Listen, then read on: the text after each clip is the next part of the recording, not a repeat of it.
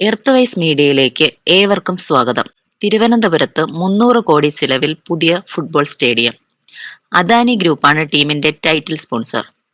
Super ലീഗിലെ ഏറ്റവും ശക്തരായ നിക്ഷേപകരുള്ള ടീമാണ് തിരുവനന്തപുരം കൊമ്പൻസ്. കോവളം എഫ്സിയുടെ നടത്തിപ്പുകാരൻ T J. Mathew Thayyil, KIMS health care ഗ്രൂപ്പിന്റെ സ്ഥാപക ചെയർമാനും മാനേജിംഗ് ഡയറക്ടറുമായ M A. Sahadulla, Kerala travels M D. K C. Chandrahasan, Thiruvananthapuram Technopark മുൻ CEO Vijayaraghavan, Taurus India executive vice president Anilkumar, N S. Abhayakumar എന്നിവർ മുൻനിരയിലും.